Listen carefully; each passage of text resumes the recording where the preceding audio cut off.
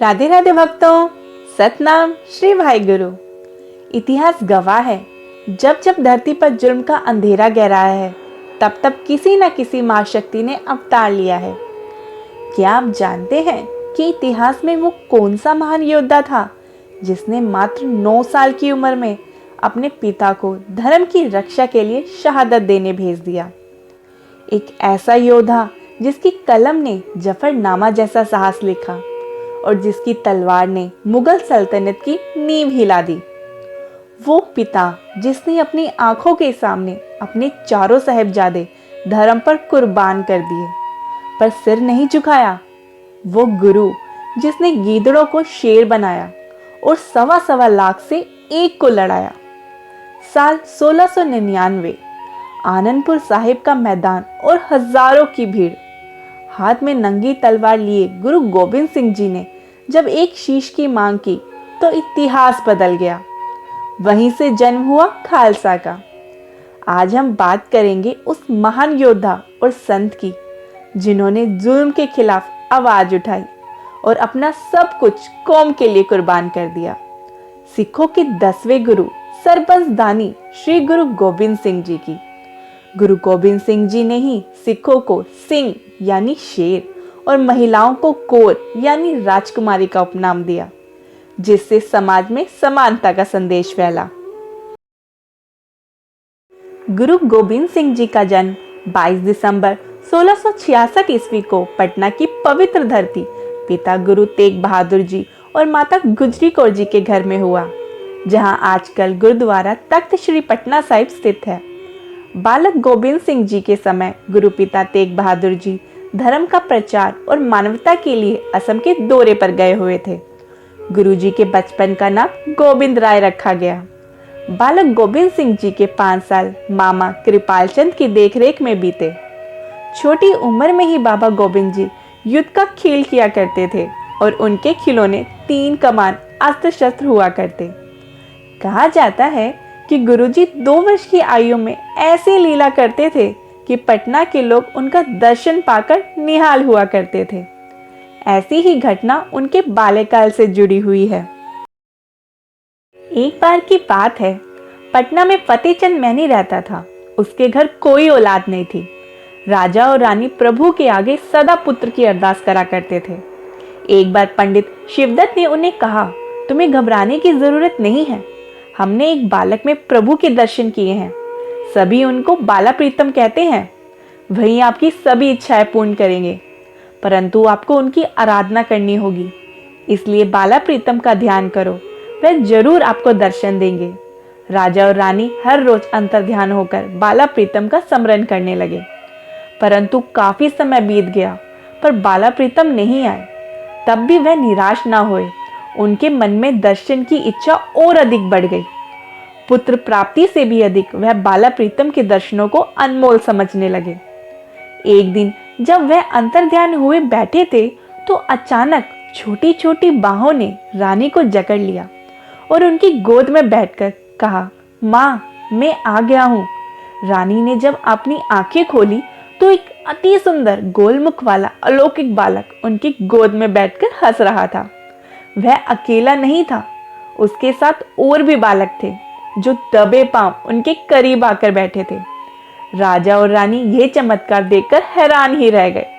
बाला प्रीतम ने कहा, माँ हमें बहुत भूख लगी है। तब रानी ने दासियों से कहा 56 भोग तैयार किए जाएं। परंतु बाला प्रीतम ने कहा कि हमें तो वही छोले और पूरी खानी है जो आपने बनाकर रसोई में रखी है। तब रानी बड़ी हैरान हुई कि उन्हें कैसे पता चल गया।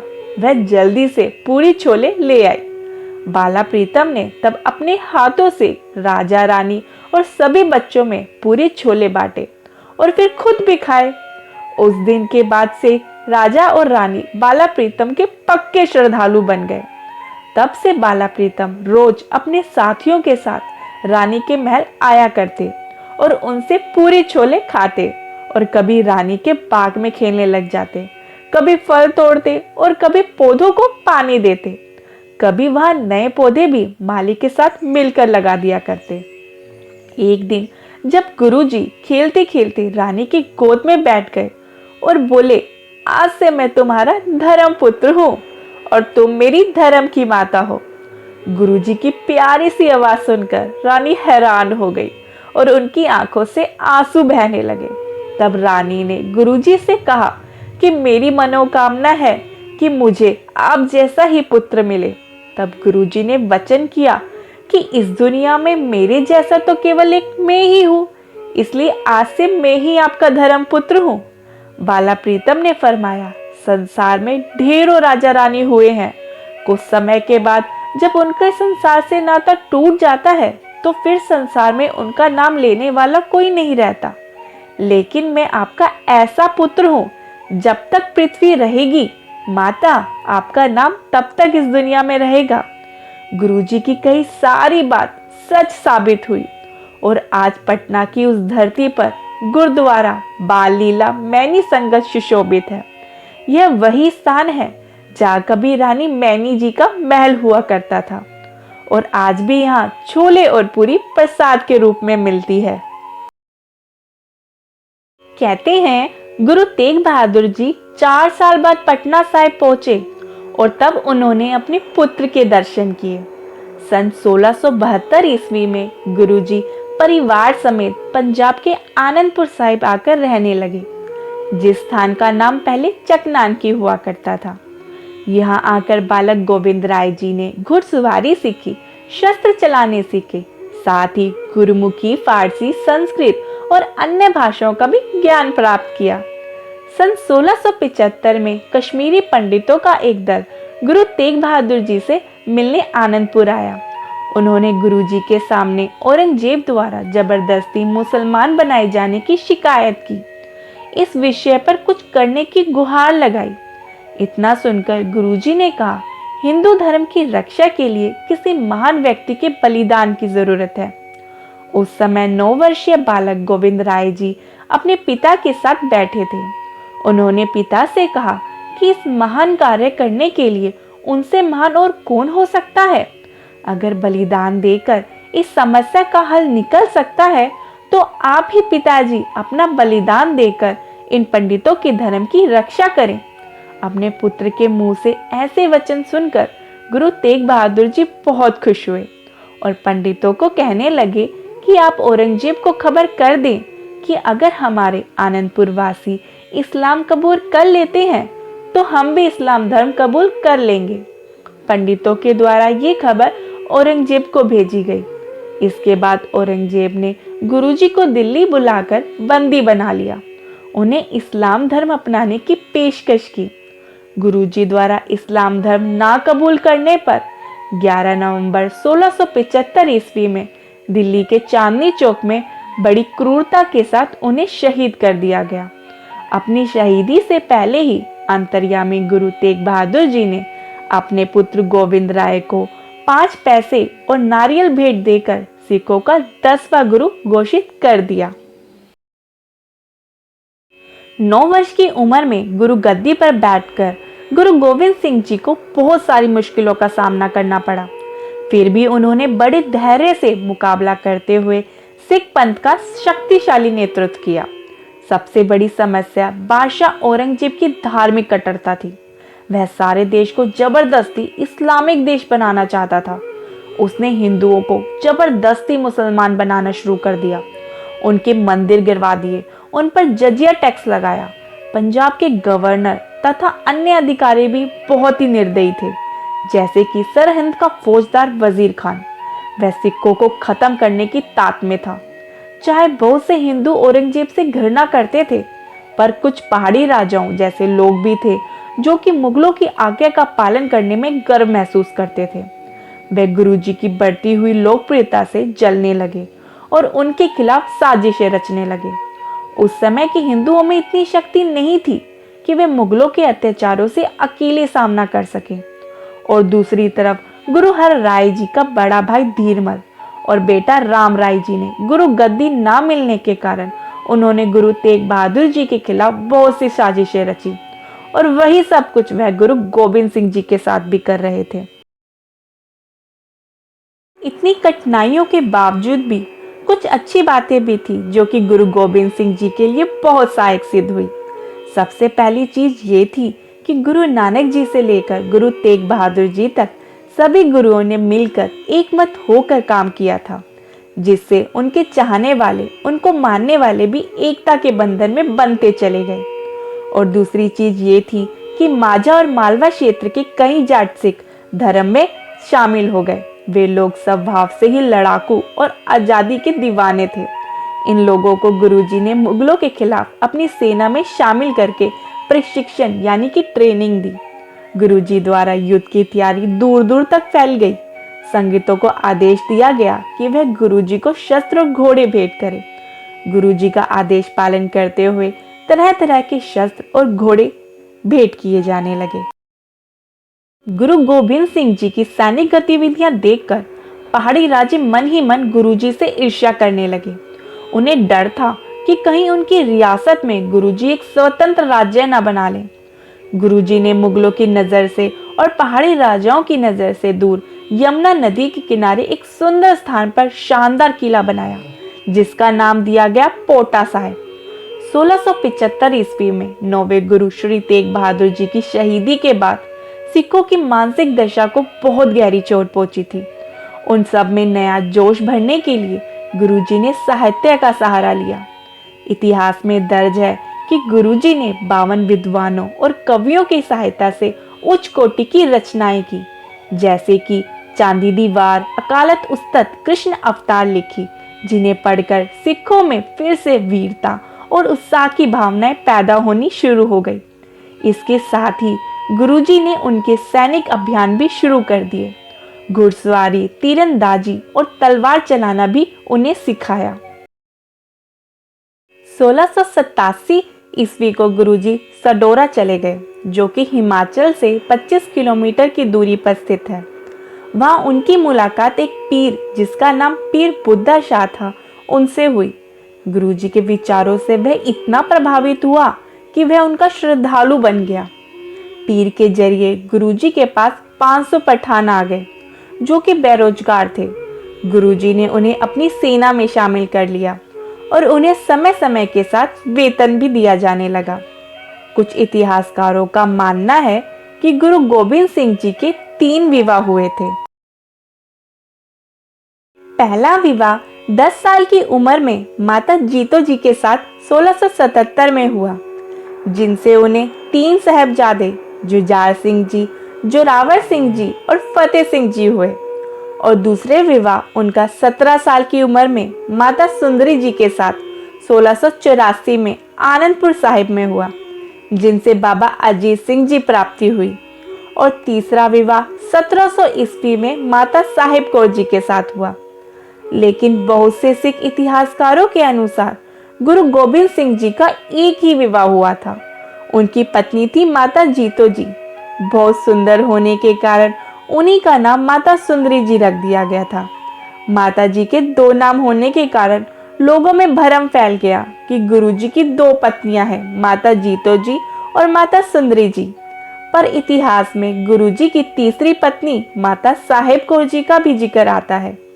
गुरु घर की सेवक होने के नाते उनकी गुरु घर के प्रति बहुत श्रद्धा थी, जिसके कारण उनके पिताजी अपनी पुत्री माता साहेब कौर जी के विवाह का प्रस्ताव गुरुजी के पास लेकर आए थे, परंतु गुरुजी ने सत्कार सहित विवाह करने से मना कर दिया और कहा वह तो पहले से ही विवाहित है। ये सब सुनने के बाद भी माता साहेब कौर जी गुरु घर से अपने घर जाने से मना कर दिया, क्योंकि वह गुरु घर में ही रहना चाहती थी। इसलिए गुरुजी ने उनके साथ विवाह तो नहीं किया, लेकिन उन्हें गुरु घर में रहने की इजाजत दी थी। माता साहेब कौर जी को गुरु गोबिंद सिंह जी की पत्नी माना जाता है, लेकिन उनका रिश्ता एक आध्यात्मिक विवाह था और गुरुजी द्वारा माता जी को बाद में खालसा की माता का दर्जा दिया गया। गुरुजी की बढ़ती लोकप्रियता से बड़े बड़े राजे गुरुजी से ईर्ष्या करने लगे। रात दिन उनके खिलाफ साजिशें रचने लगे, जिसके चलते 22 दिसंबर 1688 में राजा भीमचंद और गुरुजी के बीच भंगानी का युद्ध हुआ। यह स्थान पोटा साहिब से कुछ दूरी पर था। इस युद्ध में भीमचंद की बहुत बुरी हार हुई। जबरदस्त जीत हासिल करके सिखों का आत्मविश्वास बढ़ गया। गुरुजी ने सीमित साधनों के बावजूद सेना को हरा के सैनिक कुशलता का सबूत पेश किया। इस युद्ध के बाद पहाड़ी राजाओं ने, खासतौर से भीमचंद ने, गुरुजी के साथ समझौता कर लिया तथा गुरुजी के साथ मिलकर मुगलों के खिलाफ नदौन का युद्ध भी जीत लिया। कहा जाता है बाद में भीमचंद और कुछ पहाड़ी राजाओं ने विश्वासघात करके मुगलों के साथ फिर से समझौता कर लिया। गुरुजी ने उनके मन में देश प्रेम और एकता की भावना जगाने की बहुत कोशिश की थी, परंतु नादौन में हुए युद्ध के बाद उनके द्वारा किए गए धोखे से गुरुजी ने तब फैसला कर लिया कि अकेले ही कोई शक्तिशाली संगठन बनाकर उन्हें मुगलों से मुकाबला करना ही होगा। इसलिए उन्होंने 30 मार्च 1699 ईस्वी को आनंदपुर साहिब में खालसा पंथ की स्थापना की। खालसा का अर्थ है शुद्ध यानी पवित्र व्यक्तियों का संगठन, जो जात पात और ऊंच नीच के भेदभाव ना करके जो पवित्र, सच्चा और धर्म अनुसार जीवन बिताता है और अत्याचारियों के विरुद्ध शस्त्र उठाने की हिम्मत भी रखता है। इसलिए गुरुजी ने 5 प्यारियों को अमृत पिलाकर अपने सिख बना लिया और उन 5 के हाथों खुद भी अमृत पीकर गोविंद राय जी से गुरु गोविंद सिंह जी बन गए। हजारों की संख्या में लोग उस दिन अमृत पान करके गुरुजी के सिख बने। इस प्रकार गुरुजी ने अपनी विशाल सेना तैयार कर ली। खालसा पंथ बनने के बाद पहाड़ी राजे गुरुजी की बढ़ती शक्ति बर्दाश्त न कर सके। उन्होंने गुरुजी की शक्ति को दबाने के लिए एक के बाद एक युद्ध करने शुरू कर दिए। ये सारे युद्ध 1700 से शुरू होकर 1703 ईस्वी तक चलते रहे। इतने युद्ध करने के बावजूद भी वह गुरुजी को हरा न सके। लगातार मुंह की खाने के बाद उन्होंने सन 1704 ईस्वी में औरंगजेब से सहायता मांगी। औरंगजेब तो पहले से ही गुरुजी का वैरी था। उसने सरहिंद के फौजदार वजीर खां के नेतृत्व में एक विशाल सेना तैयार करके मई 1704 ईस्वी को पहाड़ी राजाओं के साथ मिलकर आनंदपुर साहिब के किले को चारों ओर से घेर लिया। ये घेराबंदी दिसंबर 1704 तक चली। गुरुजी का कोई भी सिख किले से बाहर आता उसे मुगलों द्वारा मार दिया जाता। इससे किले में बंद सिख भूख प्यास से मरने लगे, क्योंकि वहां मौजूद खाद्य सामग्री भी धीरे धीरे समाप्त होने लगी थी। इस मुश्किल घड़ी में 40 सिख गुरुजी को अपना इस्तीफा देकर आनंदपुर का वह किला छोड़कर चले गए। तब भी गुरुजी बड़े धैर्य से मुसीबतों का सामना करते रहे। औरंगजेब चाहता था कि गुरु गोविंद सिंह जी को इतना मजबूर कर दिया जाए कि वह उसकी हर बात सर झुकाकर कबूल कर ले, परंतु वह गुरुजी का मनोबल तोड़ने में कामयाब ना हुआ। गुरुजी बड़े ही दिलेरी और हौसले के साथ मुकाबला करते रहे और दूसरी तरफ शत्रु लड़ लड़ के थक गए थे। इस पर मुगल सेनापति ने कुरान और पहाड़ी राजाओं ने गाय की सौगंध खाकर गुरुजी को विश्वास दिलाया कि यदि वह किला छोड़ के यहाँ से चले जाएंगे तो उन्हें सुरक्षित बाहर जाने दिया जाएगा। गुरुजी को शत्रु की झूठी कस्मों पर कोई विश्वास नहीं था, पर माता गुजरी जी और अन्य सिखों के कहने पर गुरुजी ने 21 दिसंबर 1704 ईस्वी को आनंदपुर का किला छोड़ दिया। गुरुजी और उनके सिख अभी थोड़ी दूर ही गए थे कि मुगलों ने अपनी कस्में भुलाकर पीछे से हमला कर दिया। भाई उदय सिंह के नेतृत्व में 50 सिखों को गुरुजी ने शत्रु की सेना रोकने का आदेश दिया और खुद आगे बढ़ते गए। यह लड़ाई सरसा नदी के पास हुई थी। भाई उदय सिंह और अन्य सिखों ने शत्रु को मरते दम तक रोक के रखा। उस समय सरसा नदी में बाढ़ आई हुई थी। नदी पार करते समय बहुत से गुरुजी के बेशकीमती ग्रंथ नदी में बह गए। इस भगदड़ में गुरुजी का सारा परिवार उनसे बिछड़ गया। छोटे 2 साहबजादे और माता गुजरी जी सहेरी गांव की तरफ चले गए और दोनों बड़े साहबजादे और गुरु गोविंद सिंह जी चमकौर साहिब अपने कुछ सिखों को साथ लेकर चले गए, जिसे परिवार विछोड़ा के रूप में याद किया जाता है। सरसा नदी का किनारा सिख इतिहास में एक प्रमुख विछोड़े यानी बिछड़ने के स्थान के रूप में जाना जाता है, जहां गुरुजी का पूरा परिवार और महत्वपूर्ण ऐतिहासिक दस्तावेज अलग हो गए थे। अगले ही दिन चमकौर की गली में एक घमासान युद्ध हुआ, जो दुनिया के इतिहास में एक बहुत बड़ी जंग थी। एक तरफ गुरुजी के 40 सिख थे और दूसरी ओर मुगलों की 10 लाख की फौज। थोड़े से सिख होने के बावजूद भी गुरुजी के सिखों ने शेरों की तरह शत्रुओं का वीरता और साहस के साथ सामना किया। इस युद्ध में गुरुजी के 2 साहिबजादे बाबा अजीत सिंह जी और बाबा जुझार सिंह जी शहीद हो गए। अपने मासूम बच्चों, जिनकी उम्र केवल 17 साल और 13 साल थी, अपनी आंखों के सामने शहीद होते हुए देखा। धन्य है ऐसे पिता जो 1 मिनट के लिए भी डामाडोल नहीं हुए, बल्कि उनकी शहीदी के बाद जो बोले सो निहाल का जयकारा लगाने लगे। 40 सिख शत्रुओं की 10 लाख फौज पर भारी पड़े। इस जंग में मुगलों की पूरी तरह से हार हुई। वह गुरुजी के पकड़ने में नाकामयाब हुए। सरसा नदी से बिछड़ते हुए माता गुजरी जी और छोटे साहिबजादे बाबा जोरावर सिंह जी और बाबा फतेह सिंह जी चलते चलते सहेरी गांव में पहुंच गए। उस समय कड़ाके की ठंड थी। माता गुजरी जी की मुलाकात अपने पुराने रसोइये गंगू ब्राह्मण से हुई, जो उन्हें अपने घर ले गया। माता जी ने गंगू पर विश्वास किया, परंतु गंगू ने माता जी के कीमती गहने चुराकर और उन्हें धोखे से मुगलों के हवाले कर दिया। मुगलों ने माता जी और छोटे साहिबजादों को कड़ाके की ठंड में एक ठंडे बुर्ज यानी तहखाने में कैद कर दिया।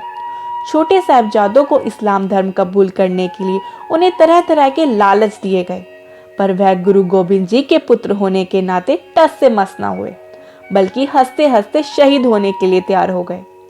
मुगलों ने 27 दिसंबर 1704 ईस्वी को छोटे साहिबजादों को बड़ी बेरहमी से जिंदा ही दीवार में चुनवा दिया।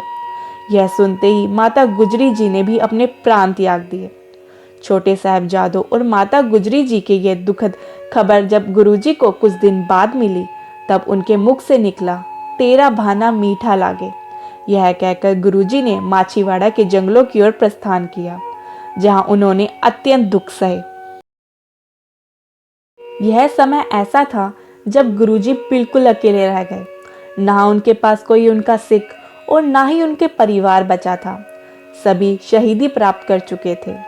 इसलिए गुरुजी को सरपंच दानी कहकर पुकारा जाता है, क्योंकि उन्होंने अपना सारा परिवार देश दुनिया के लिए न्योछावर कर दिया। वे राग से भरकर तब गुरुजी ने उसी स्थान पर मित्र प्यारे नु हाल मुरीदा दा कहना शब्द की रचना की थी। प्यारे हाल मुरीदा दा कहना, मित्र प्यारे हाल मुरीदा दा कहना, मित्र प्यारे हाल मुरीदा दा कहना। सूल सुराही खंजर प्याला पिंग किसाया दा सेना।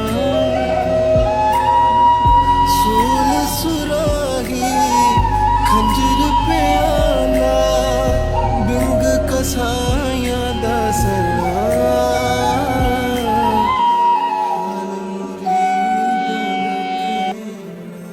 वजीर खान ने गुरुजी को ढूंढने के लिए हर स्थान पर अपने जासूस फैलाए हुए थे। बाद में वह ढूंढते हुए माछीवाड़ा आ गया, जहां गुरुजी आसानी से पकड़े जा सकते थे। कहा जाता है तभी गुरुजी के भक्त 2 मुसलमान भाई नाबी खां और गानी खां गुरुजी को बड़े सम्मान सहित अपने घर ले आए। मुगलों के सैनिक वहां कभी भी पहुंच सकते थे। इस बात को समझते हुए दोनों भाइयों ने गुरुजी को एक पालकी में बिठाया और किसी सुरक्षित स्थान पर ले जाने लगे। थोड़ी दूर पहुंचते ही मुगलों ने पालकी साहिब को रुकवाकर पूछा, तो जवाब में नाबी खां ने बताया कि ये तो हमारे उचदा पीर हैं, यानी सबसे बड़े पीर साहिब। इतना सुनकर शत्रुओं ने उन्हें जाने की इजाजत दे दी थी। कुछ दिन बाद गुरुजी ने औरंगजेब को एक पत्र लिखा, जिसे फारसी में जफरनामा कहा जाता है, जिसमें गुरुजी ने औरंगजेब की धार्मिक असहनशीलता की नीति का जोरदार विरोध किया और उनके द्वारा अत्याचारी मुगलों के विरुद्ध तलवार उठाना सही कहा। जिसमें यह भी लिखा था, चाहे चारों पुत्र समेत बहुत से सिख शहीद हो गए हैं, लेकिन याद रखना मेरे हजारों पुत्र अभी भी जीवित हैं। 29 दिसंबर 1705 ईस्वी को खिदराना में गुरुजी ने मुगलों के साथ अपने जीवन का आखिरी युद्ध लड़ा। उसे मुक्तसर की जंग कहा जाता है। इस युद्ध में सिख सेना में वो 40 सिख भी मौजूद थे जिन्होंने कभी गुरुजी को आनंदपुर साहिब में इस्तीफा दिया था। उन्हें अपनी इस गलती का बेहद पछतावा था, इसलिए उन्होंने वीरता के साथ मुगलों के खिलाफ वह युद्ध लड़ा। इस युद्ध में भी पहले हुए युद्धों की तरह उनके पास थोड़े से ही सिख थे, परंतु उन्हें बहादुरी और साहस के साथ यह युद्ध भी जीत लिया। इस युद्ध में वे 40 सिख भी शहीद हो गए थे। शहादत से पहले उन्होंने गुरुजी से माफी मांगते हुए प्रार्थना की, आप उस बेदावे यानी कि इस्तीफे के पत्र को फाड़ दें। तब गुरुजी ने उनकी कुर्बानी को देखते हुए उस पत्र को उसी पल अपनी कमर कसे में से निकालकर फाड़ दिया। इस घटना के बाद से ही वे सिख 40 मुक्ति के नाम से अमर हो गए। उनकी याद में खिदराना में उस स्थान को मुक्तसर साहिब कहा जाने लगा। 40 मुक्तों का नाम सिखों द्वारा रोज की जाने वाली अरदास में कहा जाता है। 1706 ईस्वी को गुरुजी दमदमा साहिब पहुंचे, जहां उन्होंने भाई मनी सिंह की सहायता से आदि ग्रंथ में संशोधन करके उसे श्री गुरु ग्रंथ साहिब जी नाम दिया। इसमें उन्होंने अपने पिता गुरु तेग बहादुर जी की बानी भी शामिल की। 1707 ईस्वी में औरंगजेब की मृत्यु के बाद उनका बेटा बहादुर शाह नया राजा बना। गुरुजी ने बहादुर शाह को राजा बनाने में उसकी बहुत सहायता की। गुरुजी सभी से एक जैसा प्रेम करते थे। शांत स्वभाव होने के कारण उनके मन में किसी के लिए भी कोई वैर नहीं था। तभी उन्होंने बहादुर शाह की मदद की, ये जानते हुए भी कि वह क्रूर शासक औरंगजेब का पुत्र है। गुरुजी ने बहादुर शाह और उसके भाइयों के बीच में हुए उत्तराधिकारी संबंधी युद्ध में उसकी बहुत मदद की थी। तभी से बहादुर शाह और गुरुजी के बीच अच्छे संबंध बन गए। 1708 ईस्वी में गुरुजी नांदेड़ महाराष्ट्र में चले गए। तब उनकी मुलाकात माधवदास बैरागी से हुई। गुरुजी के वचनों को सुनकर वह इतना प्रभावित हुआ कि वह गुरुजी का मुरीद बन गया। गुरुजी ने उसे अमृतपान करा के गुरबख्श सिंह नाम दिया और बंदा सिंह बहादुर की उपाधि से नवाजा। गुरुजी ने उन्हें तलवार, 5 तीर, निशान साहिब और 5 सिखों के साथ पंजाब में मुगलों के अत्याचारों का अंत करने और खालसा शासन स्थापित करने के लिए भेजा। और दूसरी तरफ गुरुजी और बहादुर शाह की बढ़ती मित्रता सरहिंद के नवाब वजीर खान को बिल्कुल रास न आई। उसने अपने 2 पठानों को गुरुजी को मारने के लिए नांदेड़ भेज दिया। एक शाम जब गुरुजी विश्राम कर रहे थे तो एक पठान ने गुरुजी पर चाकू से 2 वार कर दिए। गुरुजी ने उसी पर पठान का सर धड़ से अलग कर दिया, परंतु गुरुजी बहुत जख्मी हो चुके थे और उसी पर गुरुजी के सिखों ने दूसरे पठान को मार गिराया और गुरुजी के घाव का इलाज करवाया गया। परंतु घाव गहरा होने के कारण जब उनके ठीक होने की कोई उम्मीद न रही, तब गुरुजी ने 6 अक्टूबर 1708 ईस्वी में श्री गुरु ग्रंथ साहिब जी को 11वां गुरु घोषित करते हुए आदेश दिया कि अब से कोई देहधारी गुरु नहीं होगा। हम सबके गुरु अब से श्री गुरु ग्रंथ साहिब जी होंगे। 7 अक्टूबर 1708 ईस्वी को गुरु गोविंद सिंह जी सदा के लिए ज्योति ज्योत समा गए। यह स्थान आजकल तख्त सचखंड श्री हजूर साहिब गुरुद्वारा कहलाता है। गुरु गोविंद सिंह जी सिर्फ एक योद्धा नहीं, एक पूर्ण पुरुष थे। उन्होंने हमें सिखाया कि जब सारे साधन खत्म हो जाएं, तब हाथ में तलवार उठाना ही धर्म है। आज वो हमारे बीच शरीर रूप में नहीं है, लेकिन श्री गुरु ग्रंथ साहिब जी की वाणी बनकर हर पल हमारा मार्गदर्शन कर रहे हैं। याद रखिएगा, खालसा वही है जो निर्बल की रक्षा करे। अंत में बस इतना ही कि इतिहास गवाह है, दुनिया ने कई योद्धा देखे, लेकिन गुरु गोविंद सिंह जी जैसा कोई नहीं, जिसने हंसते हंसते अपने लाल कुर्बान कर दिए पर कौम पर आंच ना आने दी। आज हम जो आजाद सांसें ले रहे हैं वो उन्हीं की बदौलत है। उनके चरणों में शीश नवाते हुए बस यही कहूंगी, निश्चय कर अपनी जीत करूं। दुनिया के इतिहास में कोई दूसरा उदाहरण दिखा दीजिए जहां किसी पिता ने अपने बच्चों की शहादत पर शुक्राना किया हो। वो सरबंसदानी थे, वो नीले वाला था, वो बाजा वाला था। 1.25 लाख से एक लड़ाऊं, चिड़ियन ते में बांस दौड़ाऊं, तबे गोविंद सिंह नाम कहाऊं। धन्य है वो गुरु और धन्य है उनका बलिदान। अगर आप भी उस महान दशमेश पिता के लाडले हैं तो कमेंट में वाहिगुरु लिखकर अपनी हाजिरी जरूर लगाएं। अगर आपको गुरु गोविंद सिंह जी की यह जीवनी अच्छी लगी हो तो उसे औरों के साथ भी साझा करें, ताकि हमारी आने वाली पीढ़ियां इस महान इतिहास को जान सके। वाहिगुरु जी दा खालसा वाहिगुरु जी दी फतेह। राधे राधे।